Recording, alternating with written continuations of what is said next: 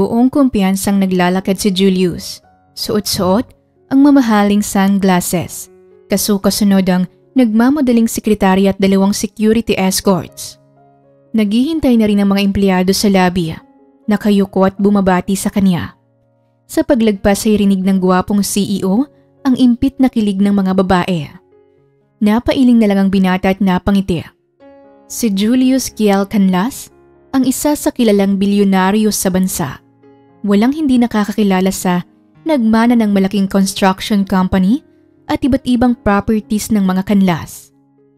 Dire-diretso siya sa opisina at kasual na umupo.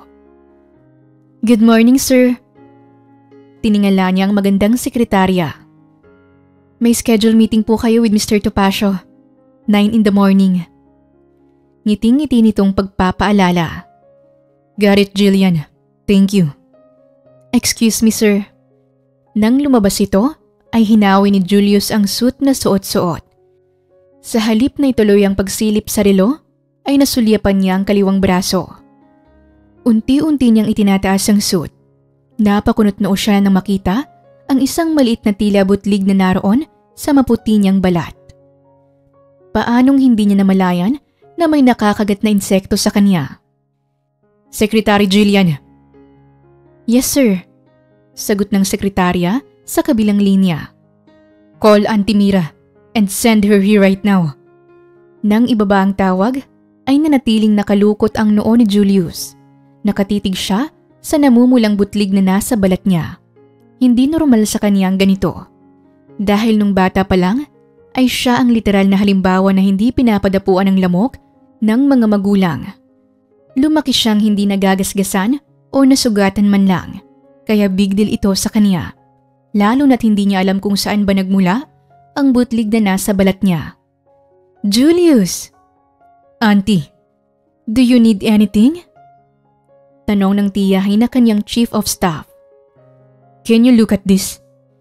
Ipinatong niyang braso habang nakatupi ang mahabang manggas sa ibabaw ng mesa para ipakita sa kapatid ng ina. "I don't know if this is a rash or a blister." Naguguluhang aniya ni Julius habang nakatitig doon. Sinilip naman yun ni Mira. "Where did you get that from?" "I don't remember anything. Ngayon ko lang to napansin." Nagkatinginan sila.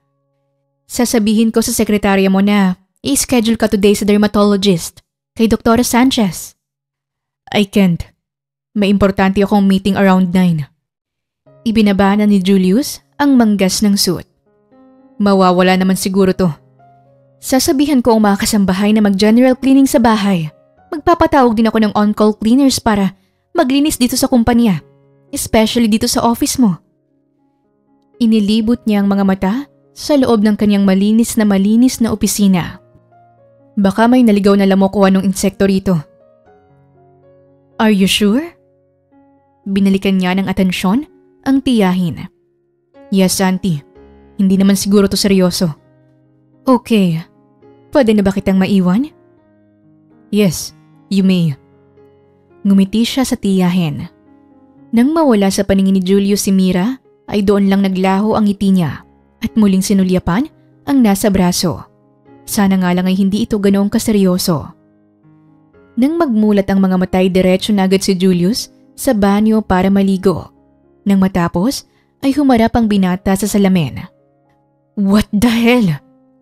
Mahina niyang tanong sa sarili. May ilang maliliit na butlig na tumubo na rin sa kanyang magkabilang braso. 1, 2, 3. Bilang niya sa mga ito habang nananalamin. Huminto si Julius at pinagmasdan ng sarili. "San ba galing ang mga lecheng butlig na to?" Kausap niya sa sarili. Kahapon ay isa lang ito sa braso niya. Pagkatapos naman ng meeting niya, ay nagdiretso lang siya sa site kung saan may pinapagawa siyang isang commercial building. Kaya saan niya ito posibleng makuha? "Hello, sir?" "Jillian, malilate ako." Kumaliwa ang itim na kotse ni Julius. Imbis na dumiretso sa highway para sa direksyon ng kumpanya, tinungo niyang isang sikat na derma clinic. Nagbilin lang siya ng kaunti sa sekretary at pinutol na rin ang tawag. "Good morning, Mr. Canlas." Sinalubong agad siya ng front desk clerk. Ngumiti naman ang gwapong binata dahil hindi nakasarado ang ilang unang botones ng suot na long sleeve na polong puti ay inayos niyang nasa bandang dibdib dahil baka makita nito ang mga butlig na tumubo na rin doon. Dr. Sanchez is waiting for you, Mr. Canlas. Dinala na si Julius sa loob ng isang kwarto kung nasaan ng doktora. I don't know where I got this. Kasalukuyan siyang nakahiga at tinitingnan na nito ang ilang nasa katawan niya. Kailan to nag-start? Hindi ko alam. I just noticed it yesterday. Patuloy niyang pagbibigay alam sa doktora. May nakain ka bang allergy ka? Napatitig siya sa kisame. Wala siyang matandaan at saka maingat siya pagdating sa mga pagkain. Nothing. Malalim na napaisip ang babaeng doktor. How was the check-up? Sinundan si Julius ni Mira pagpasok nito ng opisina. Binigyan ako ni Dr. Sanchez ng gamot at ointment. Hinagis pa niyang ilang gamit sa ibabaw ng mesa matapos pabagsak na umupo sa silya. Kinuha yun ng tiyahin at binasa. Kapag walang nangyari, bumalik raw ako sa kanya. You should take a leave, Julius. Ako nang bahala rito. Baka naman dahil marumi na ang opisina mo. O sa alikabok mo nakuha yan? Nasaan nga pala yung mga cleaner? Natanong ng binata. Bukas pa nakaschedule for cleaning ang kumpanya. Bumalik ka na muna sa bahay para makapagpahinga. Payo ng tiyahin. Pinagkatitigan ni Julius ang sarili sa salamin ng banyo.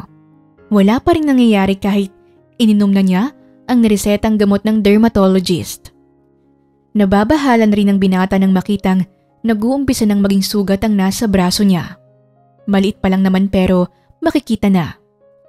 Iyon ang kauna-unahang butlig na napansin niya. Kaya nagmamadali niyang tinawagan ang tiyahin. Doktora, sinunod ko lahat ng bilin niyo. I took the meds and applied the ointment but still nothing happened. Reklamo ni Julius sa harap ng babaeng doktor. Calm down. Inabot ng kaharap na si Mira ang kamay ng pamangkin. I honestly did everything, Mr. Canlas. But this is a new and rare case. Ilang weeks ko nang hindi makitang dahilan ng blisters mo. Hindi allergic reaction. Hindi rin chickenpox. Wala ka rin namang underlying condition. Paliwanag ng doktora. So, ano nang mangyayari? Nakalahad pa ang dalawang kamay niya sa doktorang parang wala nang maisagot kung bakit mayroon siyang hindi may paliwanag na mga butlig. Useless. Galit at parang bubuyog na bumubulong si Julius nang makapasok sa loob ng bahay. Hindi pa rin siya makapaniwala na walang naibigay na kalinawan na dahilan ng doktora sa kaniyang balat. Binagsak niyang sarili sa mahabang sofa. Naipasa ko na sa iba't ibang doktor ang records at ilang pictures ng skin condition mo. For sure na may makakatulong na sa'yo. Pampalubag loob ni Mira sa dismayadong pamangkin ng maibaba ang cellphone. Make sure na hindi useless ang mga doktor na yun. Don't worry, Julius. Umupo ito sa kabilang sofa. I'm sorry, Auntie. I'm so stressed right now. Ayokong dumami pa ang mga to at matulad dito. Seryosong aniya niya. What do you mean?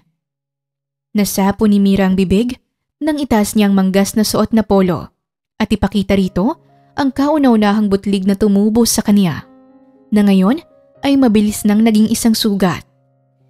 Yes, Auntie. This is alarming. Nagkatitigan silang magtiyahin. If we don't know what's going on, siguradong magiging ganito na rin lahat ng nasa katawan ko.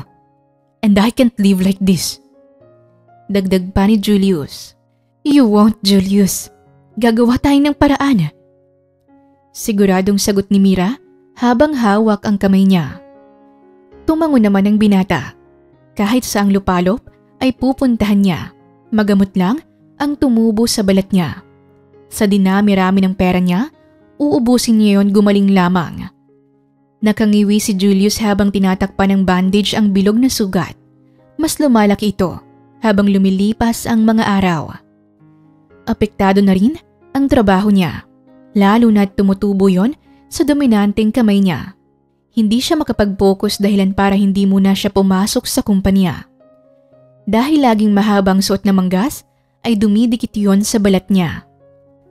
Auntie, anong sabi ni Dr. Aurelio? Nakataas na agad ang kalahating katawan niya sa kinaupuan habang parating ang tiyahin. Kausap nito sa cellphone ng kahuli-hulihang magaling na doktor na alam nilang makakatulong sa kanila. Yung ibang tinawagan nila at binigay na gamot ay wala ring nagawa.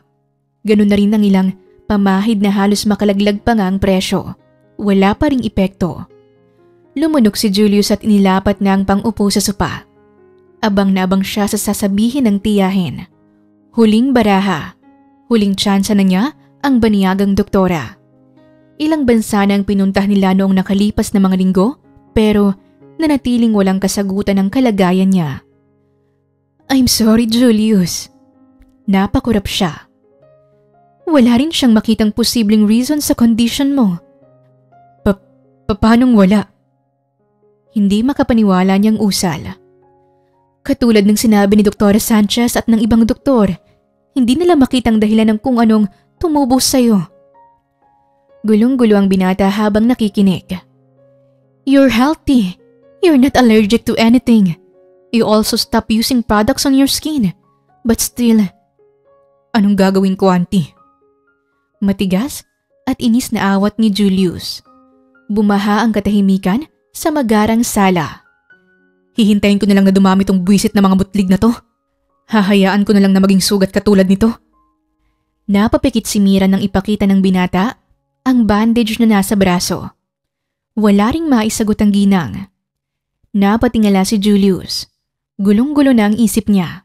Saan ba siya pupunta para maresolba ang problema niyang ito? Sinong lalapitan niya? Sinong makakatulong sa kanya? Ma'am, sir. Nilinga ni Mira ang kasambahay. Makisingit lang ho. Nahihiyang pasintabi ng may edad na kasambahay. Ano ho yun, manang? Usisa ng tiyahin niya. Baka lang ho makatulong. Nanatiling nakataas ang muka ng binata. May kilala ho akong herbalista na taga-bundok. Agad na ibinaba ni Julius ang muka at pinaling sa kasambahay. Si Ka Esteban, baka ho may maitulong siya sa inyo, sir. Stop it, manang, hindi kami naninino, auntie. Napatingin si Mira sa binata. Binaling nito ang atensyon sa kasambahay. Tell me, sino siya? Si Ka Esteban ho. Magaling siyang herbalista. Napagaling niya ho yung mayor na dinala sa kanya na matitigok na. Nasaan siya? Nabuhayan ng loob si Julius nang tumayo at lumapit sa matanda. Napatingin na lang sa kaniyang tiyahin. Where's that herbalist? Desidido niyang tanong. Julius, you don't have to do this. Pwede tayong mag-try ulit sa ibang bansa, pero hindi kung saang bundok. Patuloy lang ang binata sa paglalagay ng damit sa isang travel bag. Nakaupo siya sa kama at determinadong naghahanda para umalis. Julius, I want to try. Nilingon nito si Mira habang pagod ang seryosong anyo. Wala namang mawawala. Auntie, ilang beses na nating sinubukan sa ibang bansa. Ano bang mawawala pa sa akin ngayon? I'll do whatever it takes para gumaling tong mga nasa balat ko. At kung ang herbalistang yun ang pwedeng makatulong sa akin, pupuntahan ko siya. Sasamahan niyo ba ako? Naghinang ang mga mata nilang magtiyahin. Kasi mas kailangan ko kayo ngayon. Lula ng sasakyan si Julius, kasama niya si Mira, at ang may edad na kasambahay na si Concepcion at ang anak nitong binatilyo na si Dekdek. Pasensya na po, sir, ma'am. Hindi pa rin po pala nasesemento ang kalsada rito. Aniya ng kasambahay. Ipinikit na lang niya ang mga mata habang parang nasa roller coaster ride sa tindi ng lubak na dinadaanan ngayon ng kotse nila. Napahinto pa ang lahat at napatingin sa kanya ng mauntog ang ulo niya. Ayos lang ba kayo, sir? Tanong ni Dekdek, nakatabi ng nasa driver's seat. I'm fine. I think magpa-function pa naman ang utak ko. Matabang niyang tugon. Sumilip na lamang si Julius sa bintana. Kailangan niyang tiisin ang lahat para makarating sa bundok kung nasaan ang matandang herbalista. Hindi rin naman siya naniniwala sa mga albularyo o mga manggagamot. Pero hindi ngayon. Lahat ng posibilidad kahit katiting, panghahawakan niya. Huminto na ang kotse. Tinanaw ni Julius ang mataas na bundok. Nandito na ba tayo? Tanong niya. Yes sir. Tugon nang nakangiting si Dekdek. Great. Where is he? Nasa na si Kai Esteban? Sandaling natakpan ng sabikang pagkabahala ng bilyonaryo. Hinanap ng mga mata niya ang bahay sa baba ng bundok na pwedeng maging tirahan ng matanda. Nasaan siya? Ulit ng kanyang tiyahin. Sa itaas ng bundok ho, sir. Sagot ni Concepcion. What? Gusto niyang mabingi buhat sa narinig. Sa itaas ho siya ng bundok nakatira. Kaya sir, maganda na kayo at mahaba-habang lakaran ito. Bali walang sagot ni Dekdek. Awang ang labi ni Julius ng balingan ng tiyahin. Nakasakay na sana tayo ngayon sa eroplano. First class. Ani ni Mira na sumunod sa mag-inang maglakad. Muli niyang tiningala ang bundok. Napabuga na lang siya ng hangin. Hindi pa siya nakakaisang hakbang napapagod na siya. Sandali niyang sinulyapan ang braso at napahinga ng malalim. Bakit hindi mo pa ginamot yung babae kanina? Patuloy lang si Soraya sa pagpitas ng dahon ng bayabas. Ate, hindi ko kaya. Seryosong putol niya sa bunsong kapatid. Itinuwid niya ang likod at humarap dito. Hindi ako katulad ni Lolo. Hindi ko siya magagamot. Sinong may sabi ate? Ni hindi mo pa nga sinusubukan, hindi ba? Nahigit ni Soraya ang hininga. Paano mo nalaman na hindi kayo pareho ni Lolo? Nanatili siyang nakatitig kay Hiraya. Tinuruan ka ni Lolo. Nagtiwala siya sa'yo. Bakit ikaw? Hindi mo kayang paniwalaan ang kakayahan mo. Ibinaling niyang tingin sa ibang dako nang iabot ang kahoy na basket sa kapatid. Mauna ka na sa kubo. May kukunin pa ako. Kinuha naman yun ng bunso at iniwan siya sa gitna ng gubat. Hold on. Hinihingal na aniya ni Julius habang nakahawak sa magkabilang tuhod. Malayo pa ba? Tanong niya nang lumingon si Dekdek. Oho sir, dun pa sa tuktok. Damn it. Napatingin sa kanyang tatlo. Bakit? I need to pee. Kanina pa niya pinipigilan yon. Samahan ko na kayo sir. Sinamaan niya ng tingin ang binatilyo, kaya lang ito huminto. Kaya kong sarili ko. Tiningnan niya ang tiyahin at kasambahay. Sigurado ka? You might get lost. Aniya ni Mira. I am more than my looks, auntie. Mayabang niyang tugon. Nakahinga ng maluwag si Julius ng maisarang zipper. Sa pag-ikot niya at sa paghakbang ng paa ay kusa siyang natigilan. Buisit. San nga ba yun? Tanong niya sa sarili. Nalito siya sa kung anong direksyon ang tatahakin. Hindi na rin niya matanaw ang mga kasama.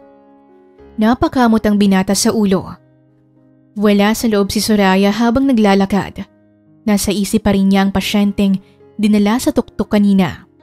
Agad niya ring pinababa yun dahil wala siyang lakas ng loob para manggamot. Sa paghinga ay tumingala siya sa langit. Paatras na naglalakad si Julius. Pinagkakatandaan niya ang paligid. Hanggang sa tumamang likod ng dalaga at ng CEO sa isa't isa. Aray! Agad na hinugot ni Soraya ang maliit na kutsilyo sa taling nasa bewang. Sino ka? Tanong niya sa matangkad at maputing lalaki. Inagod ng tingin ni Julius ang babae bago pinagpag ang braso at sinili pa ang sariling likuran na dumikit dito. Sino ka? Magsalita ka! Malakas na sambit ng estranghera na may hawak na kutsilyo. Kasual niyang binalikan ito ng pansin. Hindi siya natinag kahit na nakahanda na ang matalim na bagay na hawak nito.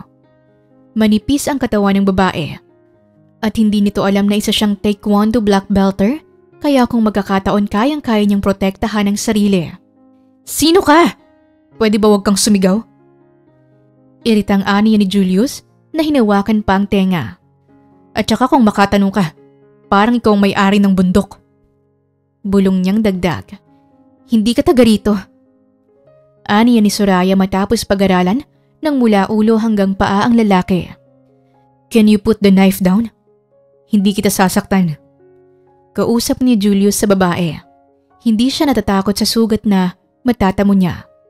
Mas nababahala siya sa tetanus na makukuha sa nangangalawang na kutsilyo na hawak nito. "Kung ganon, umalis ka na rito." "No, hindi ako aalis." Napakunot noo si Soraya. "Ang mabuti pa, tulungan mo na lang ako. I think I'm lost. Nawalang mga kasama ko. I need to find them." Humakbang ang lalaki, kaya maagap siyang umatras. Huminto naman ito at tinitigan siya. "Hindi kita matutulungan. Ang mabuting gawin mo, bumaba ka ng bundok. Doon mo sila hintayin." Tumalikod ng dalaga. "Wait, aray!" Halos mapatalon sa sakit si Julius nang sa pagharap ng babae ay nahawi at natamaan ito ang kaliwang braso niya. Doon lang napukaw ang atensyon ni Soraya sa puting bendahe na nakabalot sa braso ng estranghero. Nakapikit at gigil ang binata habang nakayuko. Pasensya. Huwag kang lalapit sa akin." Napataas ang mga balikat ni Soraya sa malakas na sigaw ng lalaki. Kasabay ng pag-alingaw-ngaw ng boses nito ay ang pagkabulabog ng mga ibon sa buong kagubatan. Rinig pa nila ang paglipad at paghuni ng mga ito.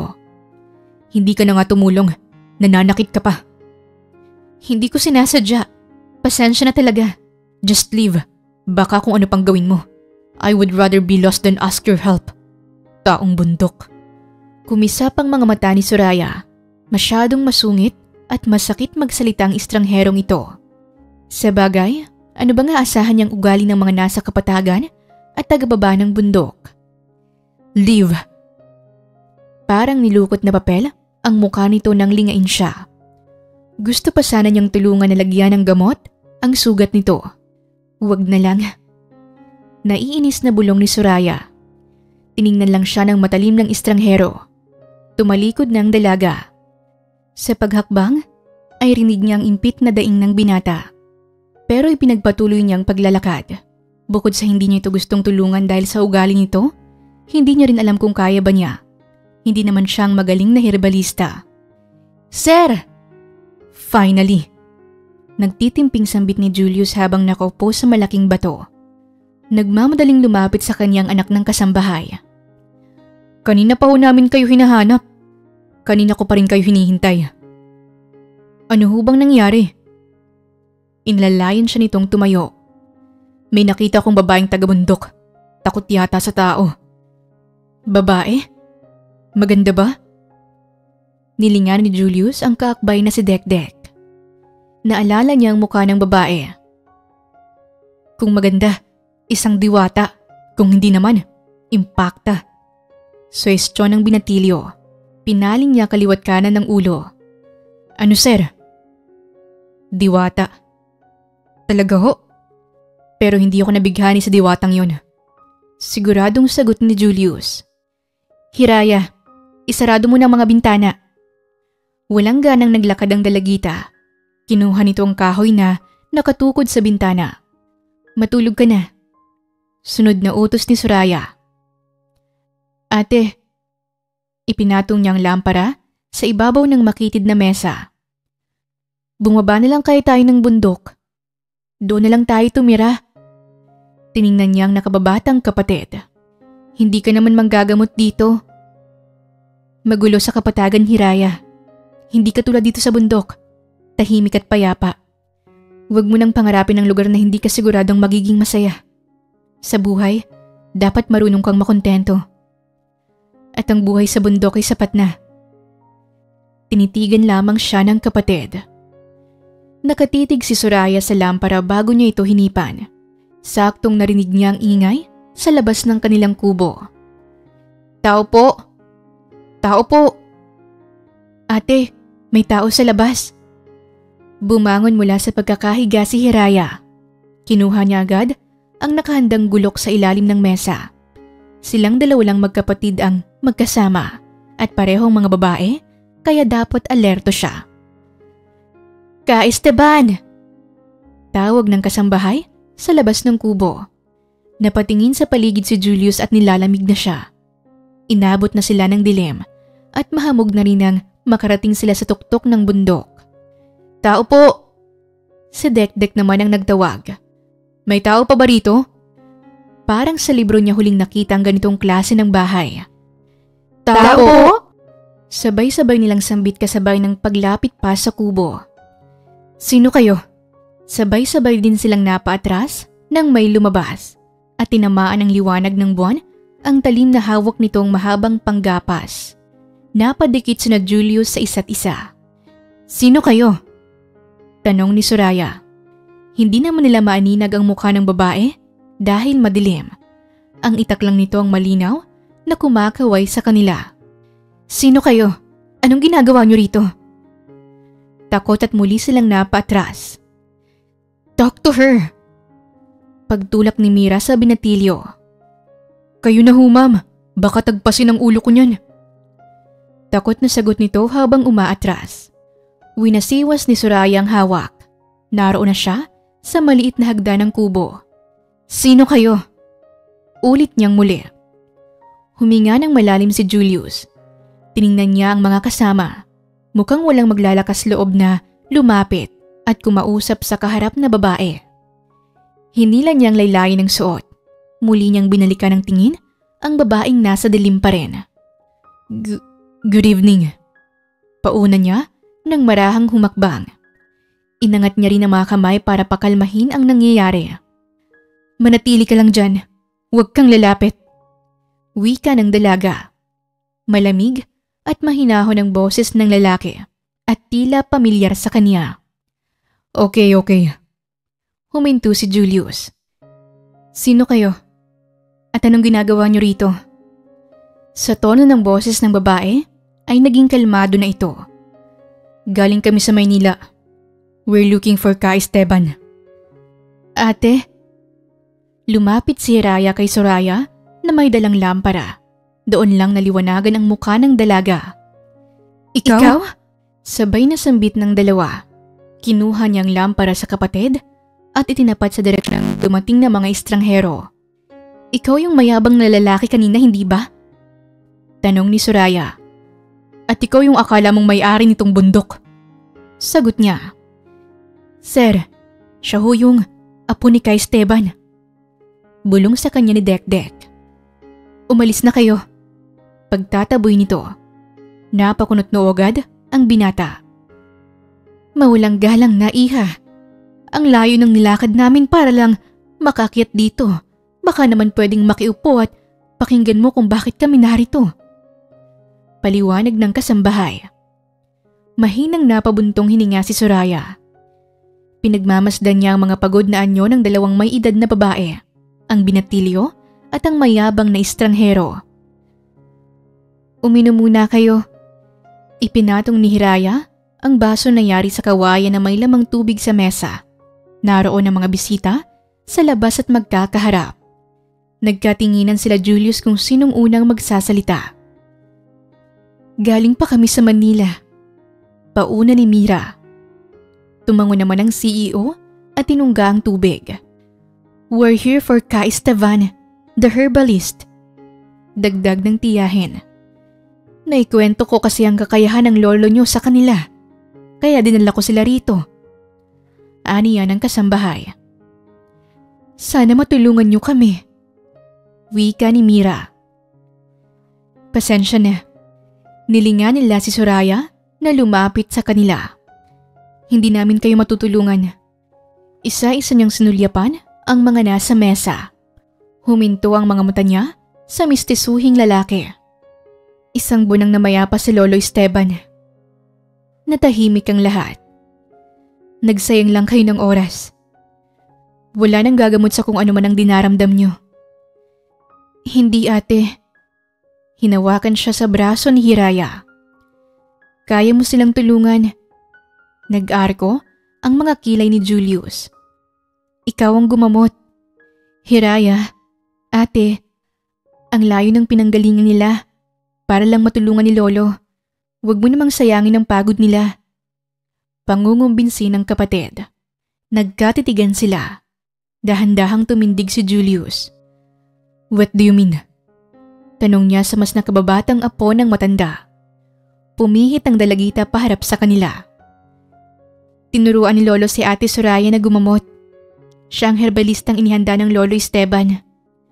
Inilipat niya ang mga mata sa dalaga. Matutulungan niya kayo. Guguhit pa lang ang ngiti sa labi ni Julius nang magsalita si Soraya. Tumigil ka, Hiraya. Hinawakan niya sa braso ang bunso. Wala akong may tutulong sa kanila. Seryoso siyang lumingon sa mga bisitang nasa mesa na pinanunood lamang ang pag-uusap nilang magkapatid. Kung gusto niyo, dito na kayo magpalipas ng gabi. Hanggang doon lang ang maitutulong ko. Itinalikod na niya si Hiraya para muling pumasok sa loob ng kanilang kubo. Sandali lang. Huminto ang mga paa niya. Pakiusap. Tulungan mo ko. Aniya ni Julius.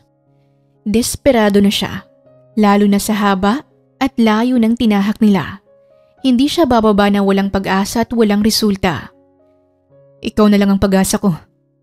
We traveled and worked so hard for this. You're the only person who can help me. Huwag mo sana akong talikuran. Bato na lang ang hindi maaantig sa paghingi ng tulong ng binata, pero tinatatagan niya ang nanlalambot na emosyon. Pumasok na tayo sa loob. Hinila ni Soraya si Hiraya paalis. Napakurap naman si Julius habang sinusundan ng tingin ang dalawang apo ng herbalistang namayapa. Sir, English kasi. Dapat tinagalog mo. Bulong ni Dekdek.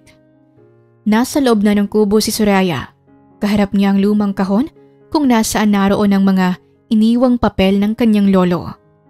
Mga ilang aral tungkol sa panggagamot bilang herbalista. Napatitig siya sa binata kung nasaan ang estranghero.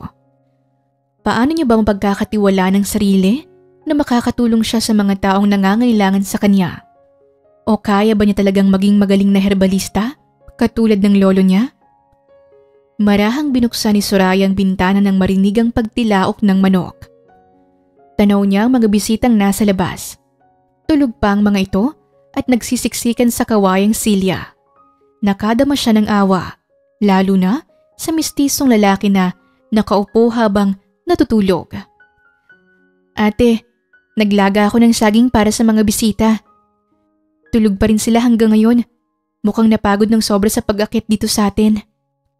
Naroon siya at inaayos ang mga pinatuyong halamang gamot. Hindi pa rin ba nagbabago ang isip mo? Hindi mo pa rin ba sila tutulungan? Tanong ni Hiraya mula sa likuran niya. Tumuwid si Soraya mula sa pagkakayuko at humarap sa kapatid. Wala akong may tutulong. Ate, meron. Inihanda ka ni Lolo. Gabi-gabi kang nag-aaral ng mga halamang gamot. Simple lang ang gagawin mo. Magtiwala kang kaya mo. Natigilan si Hiraya. Ganoon na rin siya. Malinaw nilang naririnig ang sigaw ng isang lalaki. Si Sir Julius. Anya nito na bumalik sa kubo. Tinanaw na lang niya ang kapatid, pero hindi rin nakatikis si Soraya. Anong nangyayari? Tanong niya nang maabutan ang bisita sa kubo. Nakahawak si Julius sa braso. Naroon si Mira, Dekdek at ang kasambahay. Ramdam ng binata ang matinding kirot ng sugat niya. Nakikita naman ni Soraya na hindi alam ng mga ito ang gagawin at naroon din ang masungit na estranghero na kitang-kita sa mukha ang matinding iniinda. Mabilis ang paghinga ni Soraya. Nagdadalawang isip siya sa gagawin. Nagtatalo ang alangan at ang kagustuhan niyang makatulong. Hanggang sa maalala niya kung paano ibili ng lolo niya ang paggamot. Ilang beses pang kumurap ang mga mata niya. Ate, tulungan mo siya. Nag-aalalang aniya ni Hiraya. Please, help him. Aniya naman ang ginang. Napatingin ang lahat kay Soraya nang lumapit ito kay Julius. Itinaas niyang suot-suot nitong mahabang mangga sa bandang braso. Doon niya nakitang isang sugat sa ibabaw ng braso nito bago siya napatingin sa mukha ng binata. Tulungan mo ko, Soraya. Kahit hirap ay nagsalita ang lalaki. Magkadugtong ang mga tingin nila habang magkaharap. Nasilayan ni Julius ang awa sa mata ng dalaga. Inangat niya ang palad at hinawakan ang kamay nito. Hindi ko alam kung magagawa ko. Naniniwala ako sa'yo. Napatitig si Soraya sa binata. Sa pagkakataon na ito ay mabilis na nawala ang irita niya rito, lalo na't nakikita niya ang pinagdadaanan nito. Gawin mo lang ang lahat ng tinuro sa'yo ng lolo mo. Siguradong hindi ka magkakamali. Huminga siya ng malalim. Dalhin niyo siya sa loob ng kubo. Tumayo ang dalaga at humarap sa mga bisitang pinanunood sila. Hiraya, punasan mo ng maligamgam na tubig ang braso niya. May kukunin lang ako sa gubat. Oo ate. Nakangiting sagot ng bunso. Nakaupo si Julius. Hinihintay nila ang pagbabalik ng dalaga. Pinupunasan naman ng kapatid nito ang braso niya. Pawis na pawis ang binata. Natatakot siya at baka hindi bumalik si Soraya, lalo na't hindi maganda ang unang pagtatagpo nila. Ate! Nagmamadaling pumasok ang dalaga. Nagdiretso agad ito sa kusina. Sinusundan lang ito ng CEO ng tingin. Ano yan? Tanong ni Mira nang lapitan si Soraya. Mga halamang gamot po. Hinugasan niya ang ilang dahon na pinitas nang isa lang sakalan ay nagtungo siya sa binata. Umupo siya sa tabi nito. Anong sabi ng doktor dito? Tanong niya nang itaas ang ulo mula sa pagkatitig sa braso ng pasyente. Nagulat pa si Julius nang magtagpo ang mga mata nilang dalawa ng babae. Sa sugat mo. Oo. Iniwasan niya ang mga mata nito. Nagpunta na kami sa napakaraming doktor pero wala silang makitang kahit na ano. Mas ligtas pa rin na piliin ang medisina. Tugon ng dalaga. Pero wala pa rin nangyayari, Soraya. Nilingan niya ang ginang. Ako ang tiyahin ni Julius. Kasama niya ako nagpupunta sa klinik.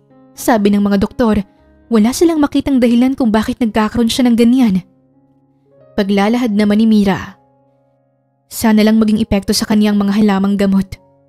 Sagot ng dalaga. What's that? Nakatingala si Julius kay Soraya na palapit at may hawak na planggana. Silang dalawa na lang ang nasa loob ng kubo. Dahon ng bayabas. Kumunot noon na lang ang binata. Umupo sa harap niya ang dalagang nakasuot ng mahabang palda. Ang sabi sa akin ni Lolo, mabisa itong gamot para sa mga sugat. Ginagamit rin ang halamang gamot na ito para sa iba't ibang kondisyon, tulad ng sugat, ulcer, impeksyon, pagdudumi, ubo, sipon, lagnat at diabetes. Nakikinig lang naman ang binata sa herbalista. Aaminin niyang humahanga siya sa kaalaman ng dalaga pagdating sa mga halamang gamot. Ang dahon ng bayabas ay panlaban sa impeksyon. Pinipigil o nakapagpapahinto rin ito ng mga bakterya at nakapagpapalis ng pamamaga. Huminga muna ng malalim si Soraya at pailalim na sinulyapan ang kaharap na binata. Go. Walang pagdadalawang isip na wika nito. Just do it. Kung anong kailangan mong gawin, gawin mo. Heal me, Soraya. Tumango siya.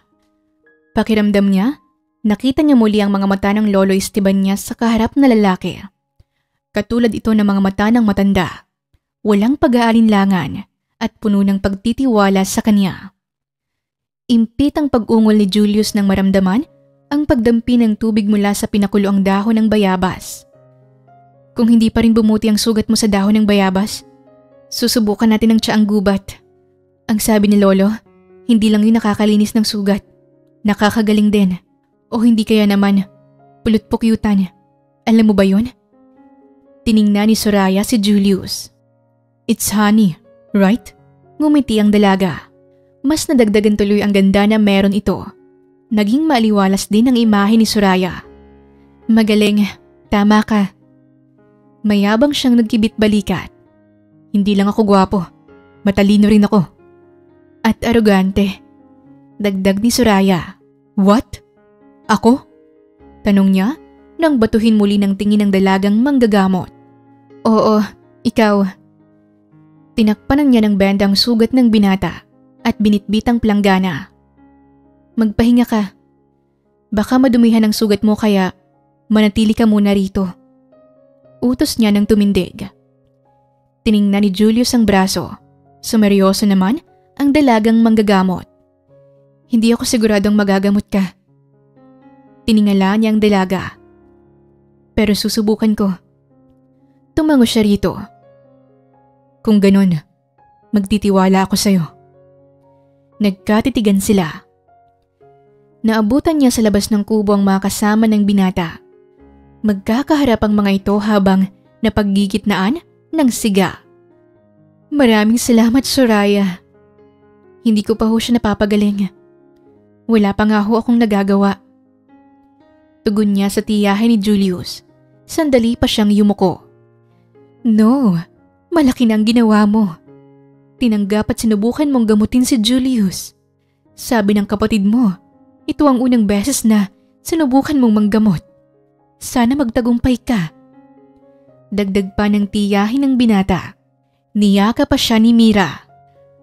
Ayaw ni Julius na maging pasan sa mga taong nakapaligid sa kanya. Kaya sana maging maayos na siya. Isa siyang CEO ng isang kilalang kumpanya. Marami siyang trabaho at responsibilidad. Kaya kahit ramdam ko na nahihiya siya, alam kong ginagawa niya lahat para hindi tuluyang mawala ng pag-asa na gumaling ang sugat niya. Gagawin ko ang lahat para may maitulong. Susubukan ko lahat ng halamang gamot na makakahilom kahit papaano ng sugat niya bago kayo bumaba ng bundok. Pangako naman niya. Marahang bumangon pa po si Julius. Gising ka na? Nagugutom ka ba? Naroon si Soraya sa kusina, abala sa pagluluto. Inilibot niya ang mata sa loob ng kubo. Bumaba sandali ng bundok sina Dekdek. Inihatid ang tita Mira mo. Kailangan na raw siya sa trabaho niya. Ganun ba? Napatitig sa kawayang sahig ang binata. Alam niyang malaking abala na siya sa tiyahin. Hindi niya talaga gusto ang ganitong pakiramdam. Ayaw niyang pakiramdam na pasanin siya sa mga taong nasa paligid niya. Kumain ka muna. Salamat. Naroon ang isang tasa ng mainit na sabaw at kanin. Kumusta ang sugat mo? Masakit pa ba? Medyo. Dumaan ang katahimikan sa kanila. Nang sumubo ay sinulyapan niya ang kaharap na dalaga.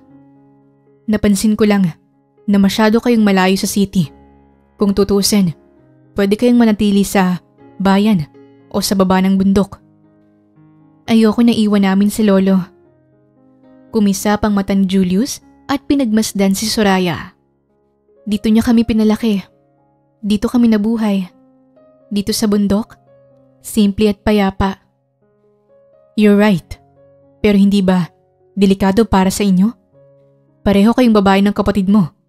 Who will protect you? Ako. Napangiti ang binata. Kaya kong protektahan ang sarili ko. Lalo na si Hiraya. Sa bagay, yung kutsili mo pa lang, nakakamatay na ang kalawang. Nakangiting sambit ni Julius. Napangiti lang ito ng tipid. Tingnan natin ang sugat mo.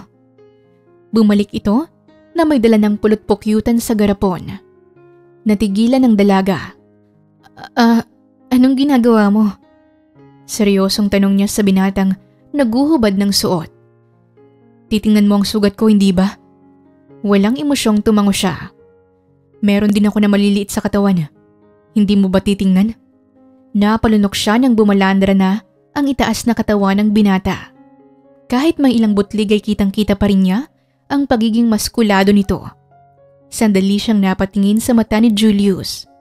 Bago pinagkatitigan niya ang mga naroon. Pwede kong hawakan? Tumango lang ang binata. Itinaas niya ang daliri. Gumagaling naman sila. Parang natutuyo na. Itong sugat mo lang sa braso ang hindi. You're right. Itong nasa braso ko na lang ang hindi nagbabago. Lilinisan ko lang to ng tubig bago ko ulit titingnan. Sige, salamat. Pinanood na lang ni Julius ang mukha ng malapit na dalaga. Napangiti siya. Malamang tuluyan siyang mabighani kung lilipas ang oras. Aray! Sigaw niya nang mahuli siya nitong nakatingin. Huwag kang sumigaw. Hindi ko pa nga nahahawakan ang sugat mo. Sagot naman ni Soraya. Kinuha niyang isang kamiseta at tinulungan niyong isuot sa binata. Thank you, Soraya. Tsaka ka na magpasalamat kapag may nagawa na ako para sa sugat mo. Inalis niya ang benda ni Julius. Lihim siyang napabuntong hininga. Wala pa rin kasi itong pinagbago. Hindi katulad noon kapag may ginagamot ang kanyang lolo. 1 o 2 araw lang, magaling na. Ayos lang, Soraya. Hindi naman magic yung gamot na nilagay mo. Aniya ni Julius nang mapansing dismayado ang dalaga. Maghahanap ako ng iba pang gamot. Nasundan na lang niya ito ng tingin nang lumabas ng kwarto. Bakit ka lumabas? Ngumiti si Julius sa parating na dalaga. May daladala itong lumang telang bag. Hinihintay ka. Ang tagal mo eh. Wala pa ba sila, Hiraya? Wala pa.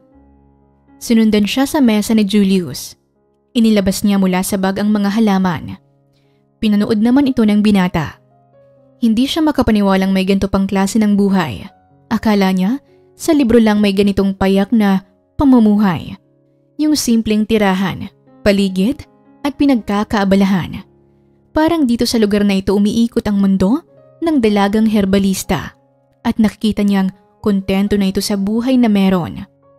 Bakit? Bakit ka nakatingin? Seryoso at pailalim siyang binato ng pansin ni Soraya. Para namang naputo lang dila ng binata. Bukod dito sa bundok, nakababa ka na ba ng bayan? Umupo siya sa kawayang silya kaharap ang dalagang nakayuko at inaayos ang mga halamang gamot. Nakapasyal ka na ba sa ibang lugar? Hindi. Bakit? Ipapasyal kita. Hindi lang sa bayan, pati na rin sa Maynila. Huminto si Soraya at itinuwid ang likod. Ayoko sa bayan at ayoko rin sa Maynila. Magulo ron.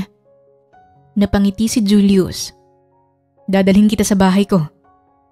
Naghinang ang kanilang mga mata. Sisiguraduhin kong magiging payapa at panatag ka ron. Nanatili at may pagmamalaki pa rin ang ngiti ng binata. Hindi mo pa nga pala alam ang pangalan ko. Hindi sumagot ang dalaga at isinakbit ang bag patungo ng kubo. Pulot pukyuta na lang itawag mo sa akin. Pahabol nito. Naguguluhang nilingan ni Soraya si Julius. Imbis na honey, diskarte nito sa kanya. Kung ipahabol at ipakagat kaya kita sa mga bubuyog? Sagot niya. Anong honey yan?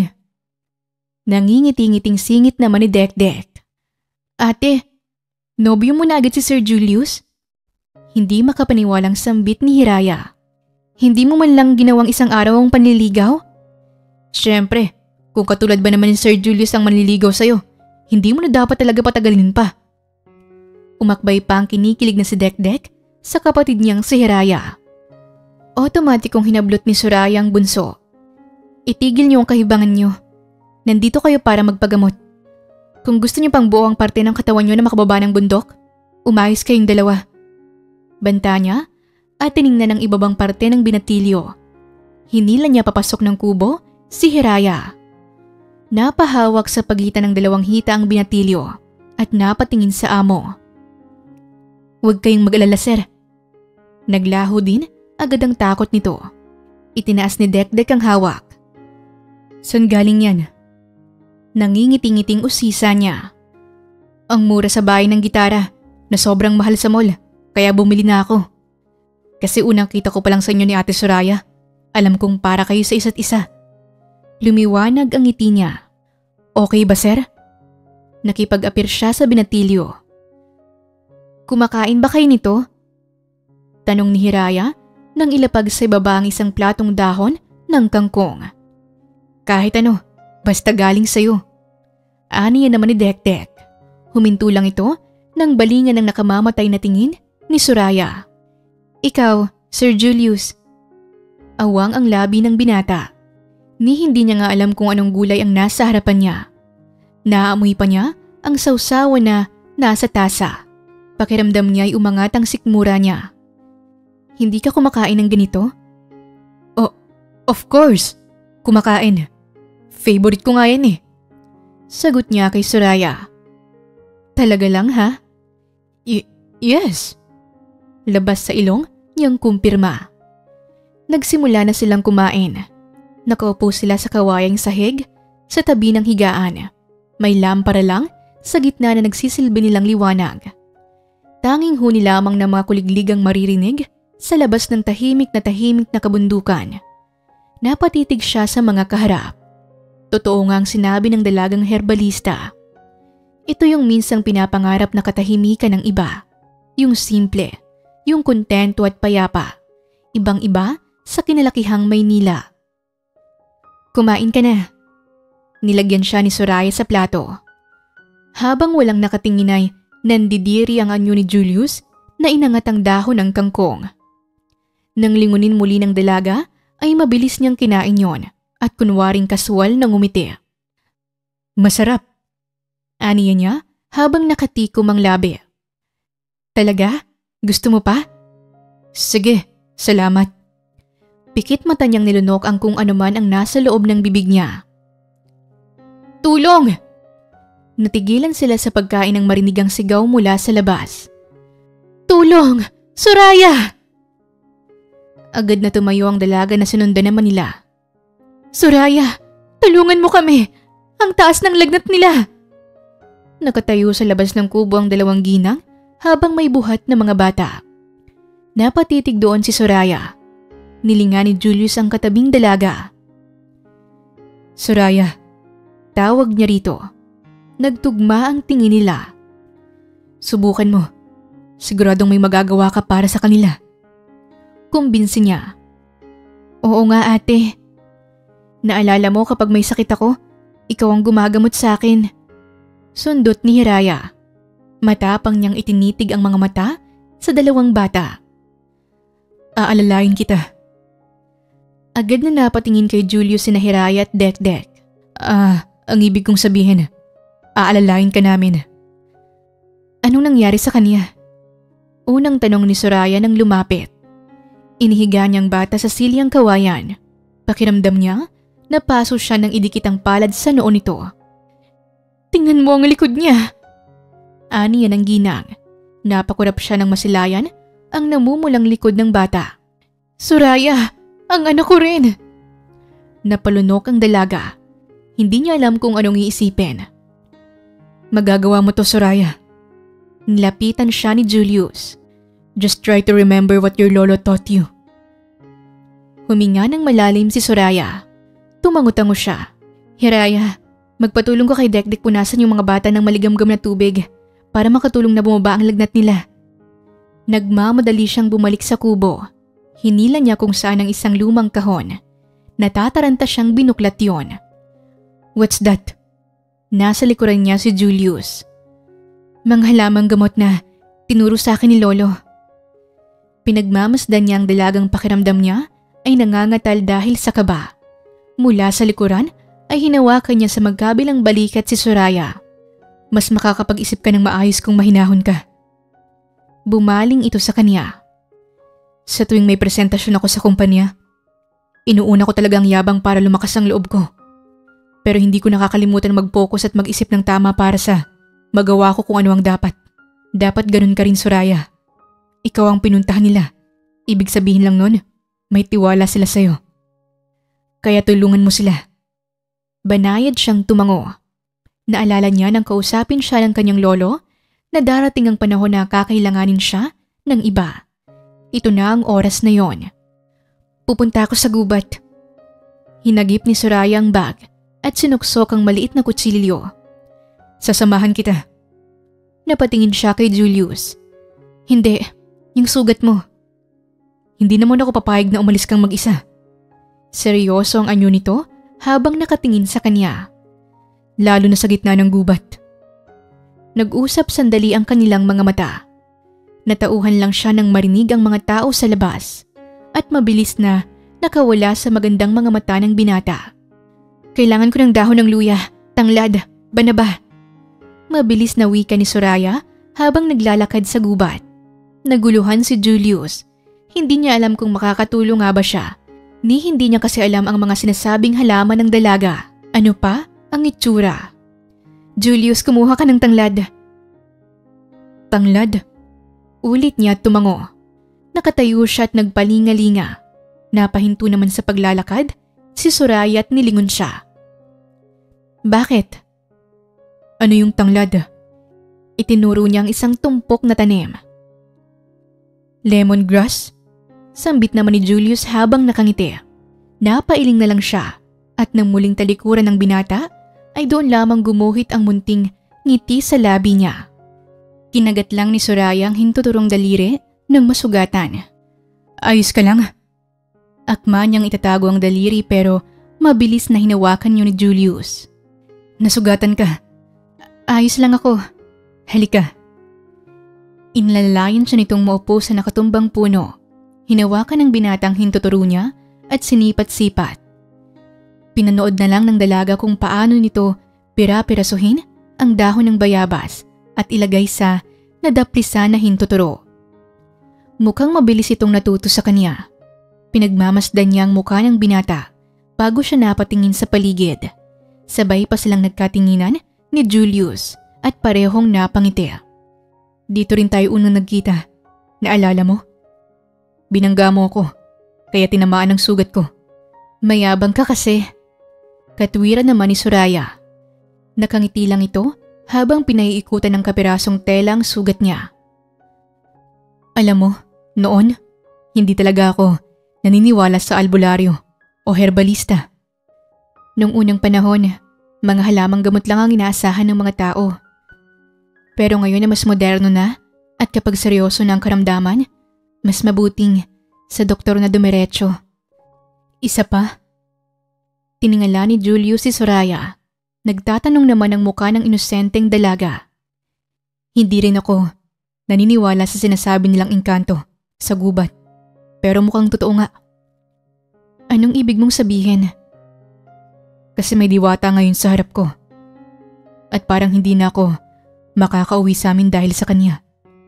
Napatitig ang dalaga sa nangungusap na mga mata ni Julius. Ngumiti pa ito at hinawakan ang kamay niya. Marahang itong yumuko habang magkadugtong ang kanilang mga mata. Inilapit nito ang gwapong muka sa kanya. Mabilis na mabilis ang pintig ng nahuhulog na puso ni Soraya para sa binata. Sa itaas ng bundok at sa tahimik na paligid ay unti-unting inilalapit ni Julius ang labi sa kanya. At sa pagkakataon na ito ay hindi makagalaw ang dalaga. Sa paghangin ay ipinikit na lang ni Soraya ang mga mata. Napangiti naman ang binata. Naramdaman niya ang labi nito sa kanya, kasabay ng paghaplos ng masuyo sa pisngi nito. Saglit lang ang halik na yon pero parang pareho silang dinala ng sandaling yon kung saan. Mahiwaga at hindi may pagkakaila ang kanilang damdamin. Pinagkatitigan ni Julius ang maladiwatang muka ni Soraya. Hindi niya inaasahan na sa mataas na bundok at sa gitna ng gubat niya matatagpuan ang hindi lang makapagpapagaling ng sugat niya, kundi ang babaeng papangarapin niyang maging parte ng buhay at puso niya. Malayong malayo ito sa mga babaeng nakilala niya. Anong nangyayari? Ate, hindi pa rin bumababa ang lagnat nila. Sinalubong agad sila ni Hiraya nang makabalik sa kubo. Tiningnan ni Soraya ang mga batang pasyente. Mas nadadagdagan pa ang mga ito. Magkasabay silang nagtungo sa kusina ni Julius. Anong gagawin mo? Tanong ng binata mula sa likuran niya. Magpapakulo ako ng dahon ng luya para maging tsaa. Maganda yung inumin para sa may mga sipon at ubo. Karamihan na meron ng mga bata. Tumango naman si Julius. Eto, inabot sa kanya ni Soraya ang ilang bawang. Pitpitin mo. Ang bawang ay may antibiotiko. Gamot panlaban sa impeksyon. Nakapipigil o nakakapagpahinto ito ng paglaki o makakapatay ng mga bakterya. Paliwanag ng dalaga. Kahit hindi ito nakapag-aral ng medisina, ay nakabibilib ang malawak na kaalaman nito pagdating sa mga halamang gamot. Marami itong alam na makakatulong sa iba. Tunay ngang nananalaytay sa dugo nito ang husay ng matanda sa panggagamot.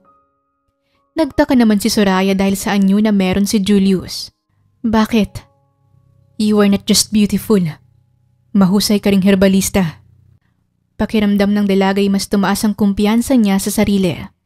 Napanatag siya nang marinig mula mismo sa bibig nito na magaling siyang manggagamot. Sige na, magpatuloy na tayo para magamot mo na sila at bumuti ng pakiramdam nila. Payo nito. Nakahalukip-kip si Soraya habang pinanunood ang mga pasyente na pinaiinom ni Hiraya, Dekdek at Julius nang pinagkatasan ng ilang halamang gamot. Palaisipan pa rin sa kanya kung anong meron ang mga ito. Pero isa lang ang sigurado, nagkahawa-hawa ang mga bata dahil karamihan ay magkakalapit lang ang mga tirahan. Lumapit sa kaniyang binata. Kumustang sugat mo? Ayos lang. Kaila ni Julius. Itinago pa niya sa likuran ang kumikirot na braso. Pailalim siyang tiningnan ng dalaga. Nabasa yata nito ang dinaramdam sa anyo niya. Pinagmasdan ni Soraya ang sugat na sa tingin niya ay walang pinagbago. Pasensya ka na. Para saan? Wala pa ring epekto ang mga halamang gamot sa sugat mo. Soraya. Maingat na itinaas ni Julius ang baba niya. Wala kang kasalanan. I know you're working so hard to heal my wound. Ako ang dapat mag-sorry. Gusto kong makatulong pero nakakadagdag pa ako ng problema sa'yo. Sana hindi ako pabigat. Inabot ng dalaga ang kamay niya at pinisil. Hindi, Julius. Ang totoo pakiramdam ko, gumaan lahat ng dahil sa'yo. Nadagdagan din ng kumpiyansa kung kaya ko. Kaya kong manggamot. Basta magtiwala lang ako at mag-focus sa mga itinuro ni Lolo. Tama ka. Kung hindi gumana ang pulot-pukyutan sa sugat mo, subukan natin yung iba.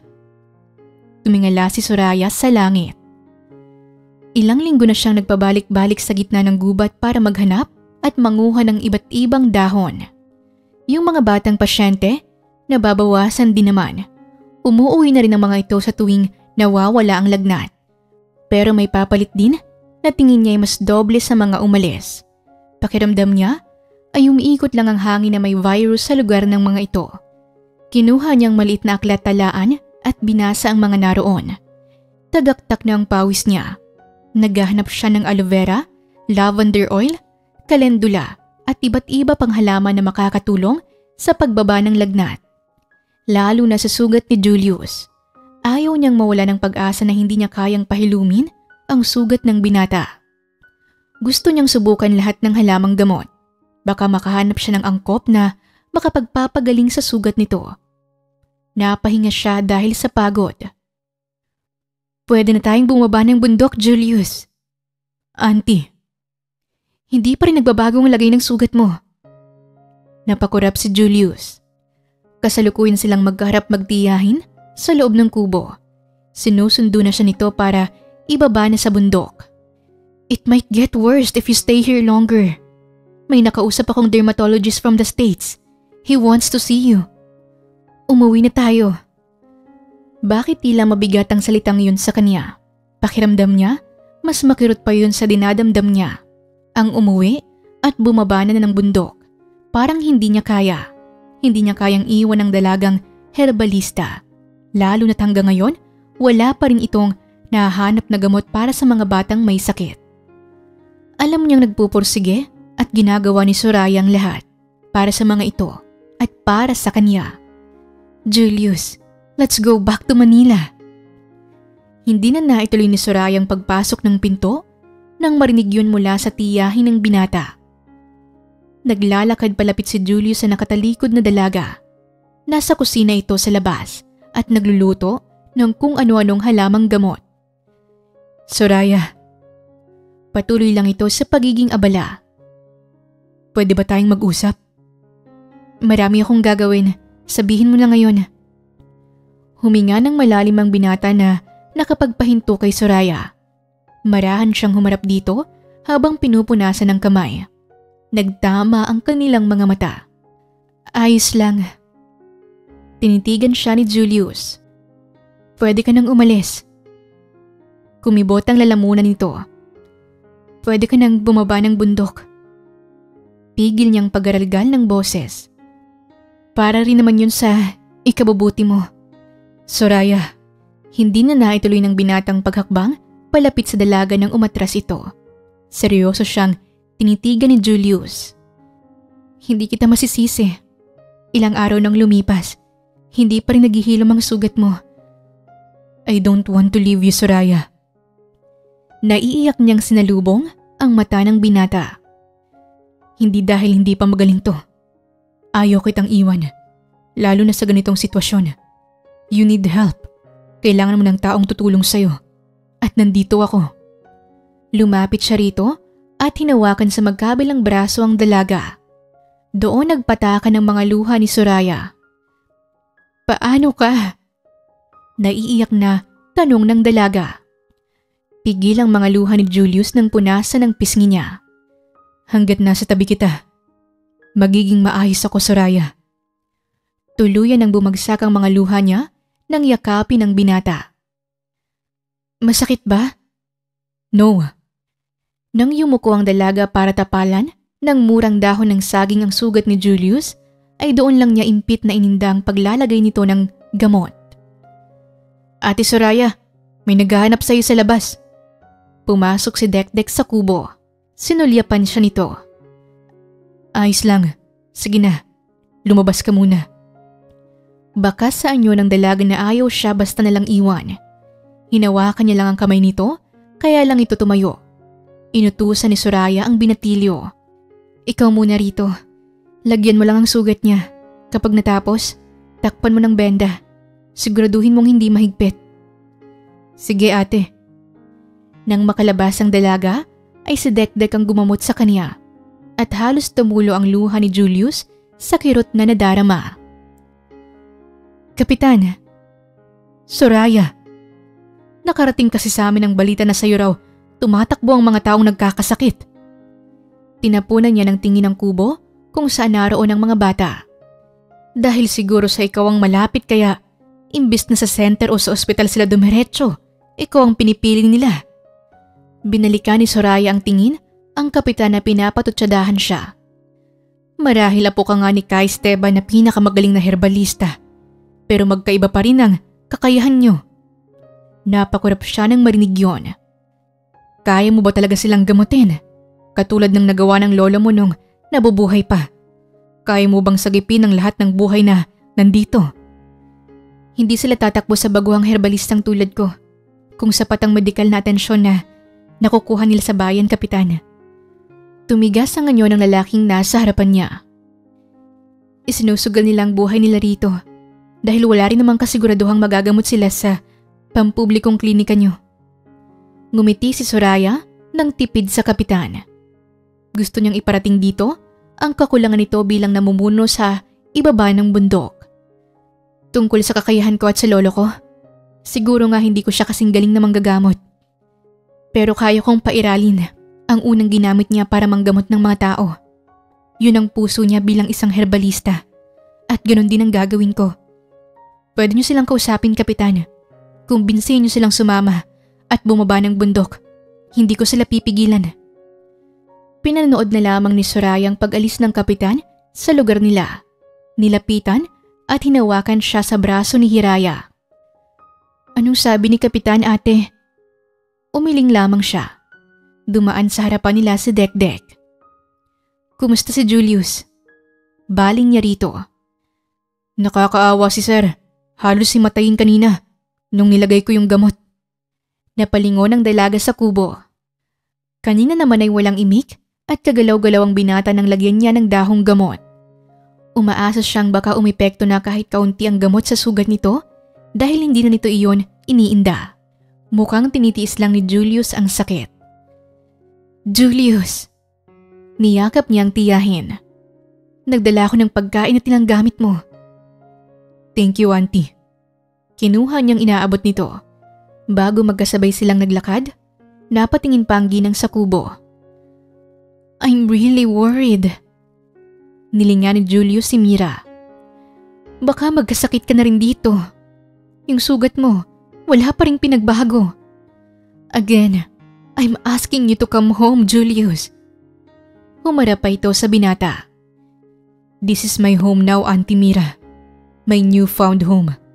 Ito ang buhay na inaasam ko. Ito ang buhay at tahanan na hindi ko mabibili ng pera Kahit ilang bilyon ang meron ako. Bumuntong hininga na lang si Mira. Nakikita at nadarama niya ang pagbabago sa pamangkin kahit maikling panahon pa lamang ang inilagi nito sa bundok. Ibang-iba ito sa binata na puro trabaho sa kapatagan. Sa oras na umalis ako, hindi ko alam kung may babalikan pa ako. At isa pa, si Soraya. Siguradong hindi ko basta matatagpuan ang tulad niya.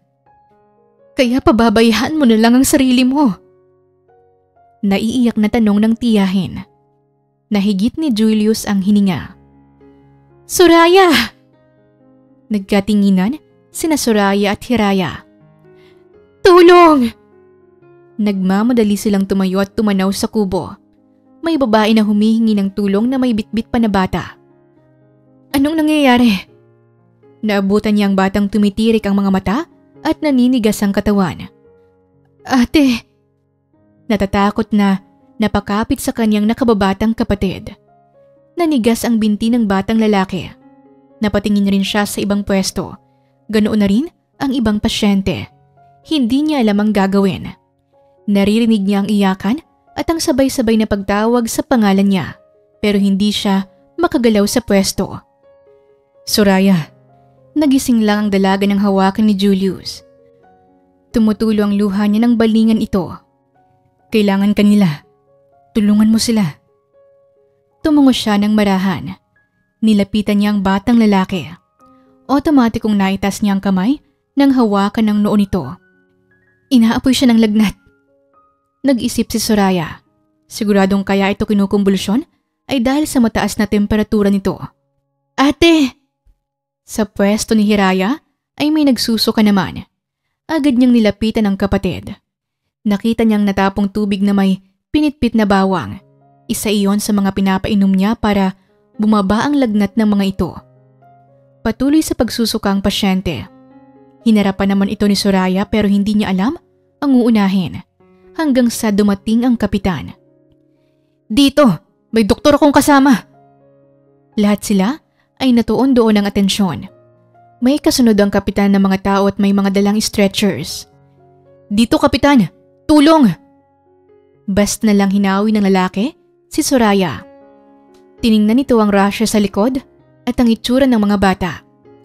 Tinanaw din ito ang ilang pasyente. Nagkahawa-hawa na sila rito. Dalhin natin sila sa ospital.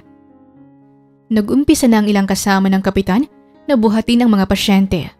Nilapitan naman ni Julius si Soraya. Wala kang kwenta, Soraya! Sigaw ng babae. Dapat matagal na naming dinala ang mga anak namin sa pagamutan. Wala kang kwentang herbalista. Hindi mo kasing galing si Kai Esteban. Tama na! Balik sigaw ni Hiraya sa mga tao. Hayaan mo na sila. Bulong ni Soraya at pinigilan ang kapatid. Hindi mo man lang sila nagamot. Hindi totoo yan. Hindi na nakatikis pa si Julius at sumagot sa mga ito. Anong hindi totoo? Tugon ng isang babae. Yung sugat mo nga, hindi pa niya napapagaling. Natahimik ang lahat. Bilyonaryo ka daw, pero dito ka umakyat. Kung may maipapayo man kami sa'yo, ay ang bumaba ka na sa bundok na to. Huwag kang magtiwala sa herbalistang hindi naman marunong magpagaling. Pumatak ang mga luha ni Soraya. Nasaan siya?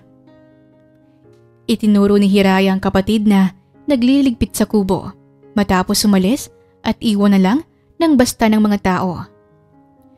Soraya! Soraya! Ulit ni Julius at hinawakan ito sa braso. Magpahinga ka na.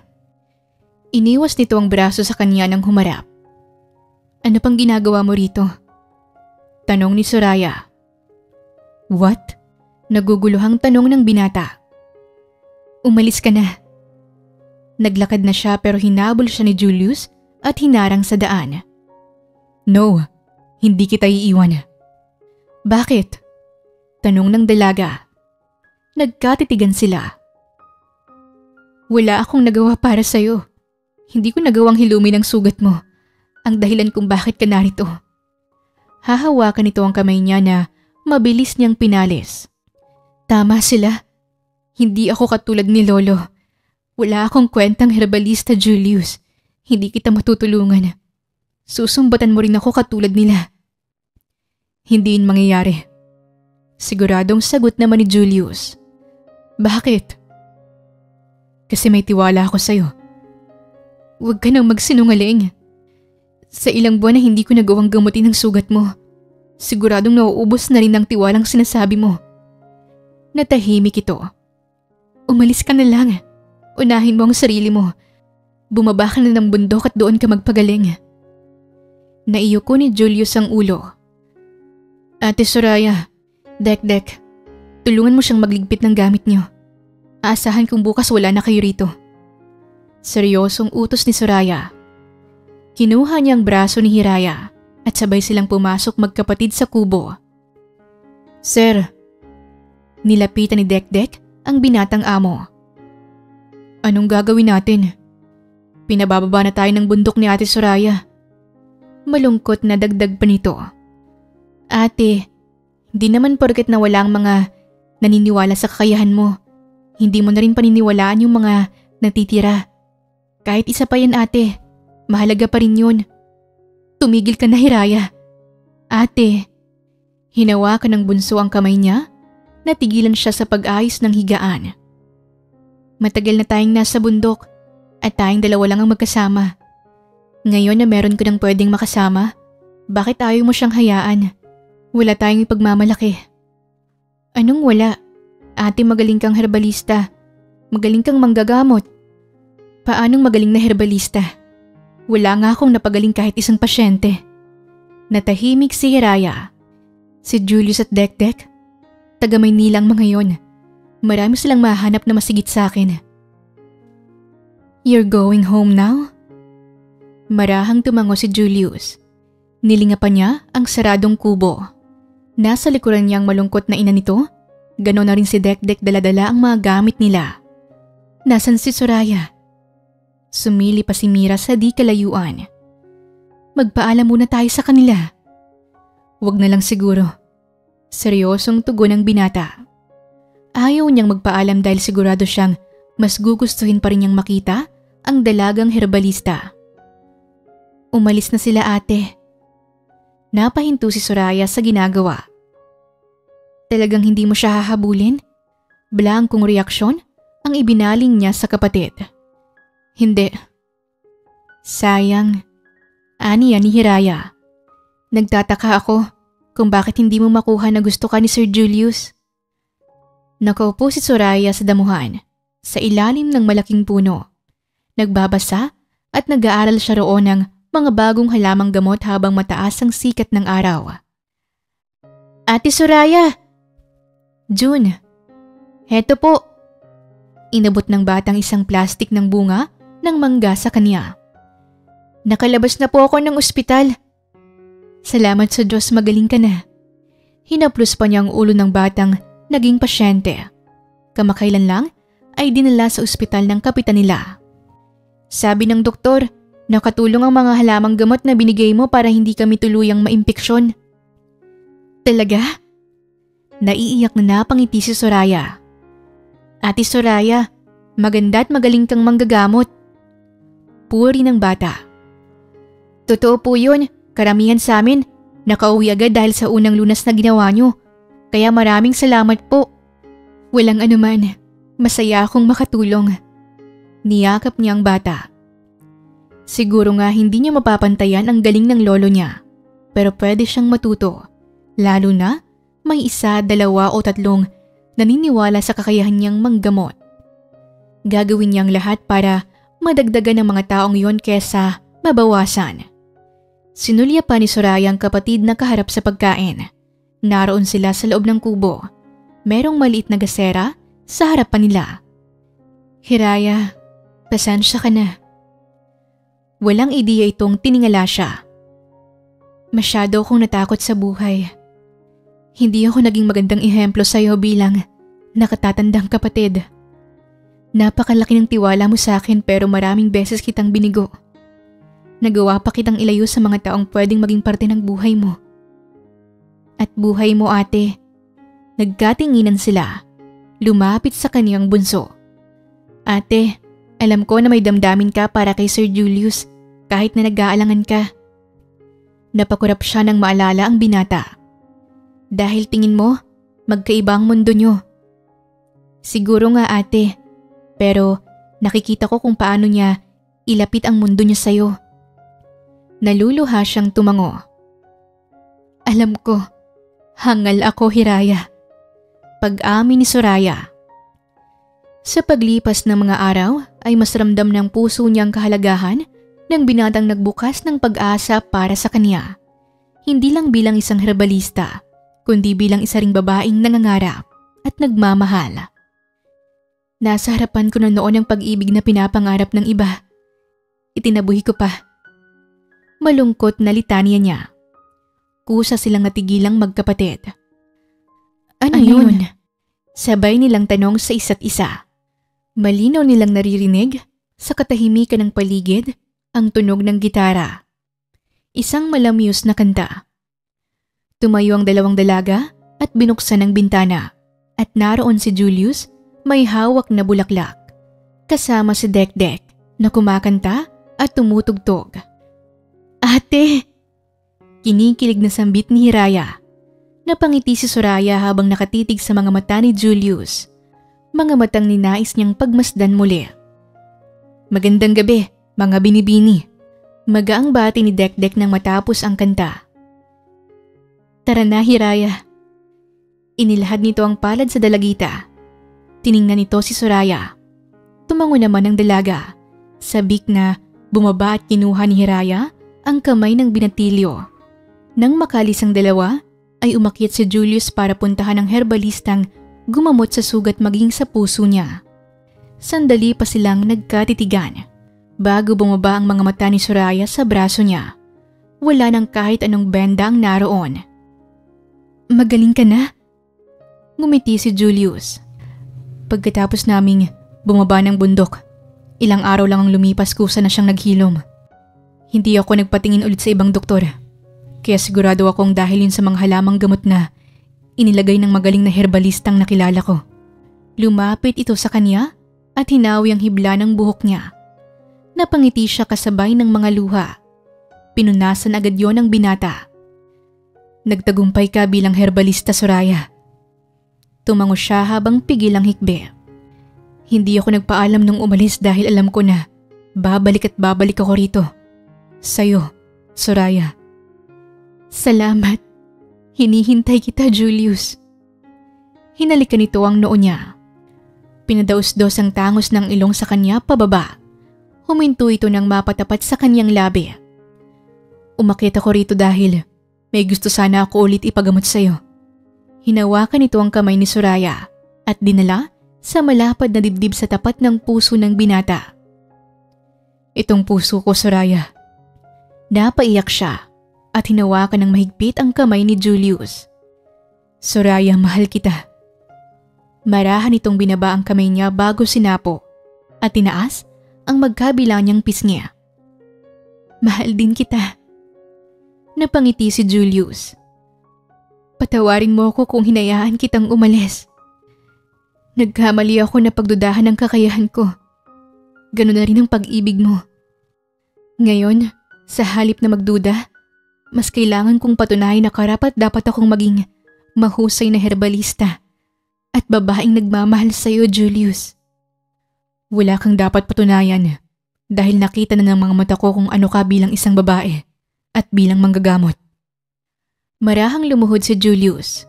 Marahang natakpan naman ni Soraya ang kaniyang bibig. Hindi ako bababa ng bundok nang hindi ka kasama. Will you marry me, Soraya? Oo, Julius. Pakakasalan kita. Umiiyak niyang sagot. Naiiyak na isuot ni Julius ang singsing sa dalaga. Mabilis siya nitong hinalikan bago niyakap.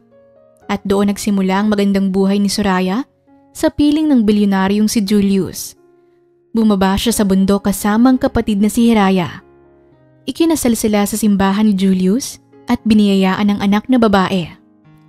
Nagsimula na rin siyang mag-aral sa isang Institute of Herbal Medicine sa Maynila. Hindi niya rin nakakalimutan ang pag-akyat sa bundok at magbakasyon sa dati nilang kubo at ang madalas na pagbisita sa mga tao roon at sa puntod ng kanyang lolo. saglit na sumulyap si Soraya sa langit. Nagpapasalamat siya sa mga itinuro ng kanyang lolo, lalo na sa panggagamot. Alam niyang pinagmamalaki siya nito dahil kahit na naduwag siya nung una, sa huli, hindi siya tuluyang sumuko. Balang araw, gusto niyang makatapos at makatulong gumamot ng mas sigurado sa mga tao sa bundok. Sa ipinaramdam na pagmamahal ni Julius sa kanya, ay nakita niyang mga bagay at pakiramdam na nasa labas ng nakagisnan niyang mundo. Dahil doon, nais niyang maging mabuting ina at kabiyak nito. Lalo na ngayon na nasa iisa na silang yugto. Lubos naman na maligaya si Julius na mapadpad sa bundok at makilala ang babaeng herbalista. Hindi lang ang sugat niyang nahilom nito, kundi ang kaniyang puso.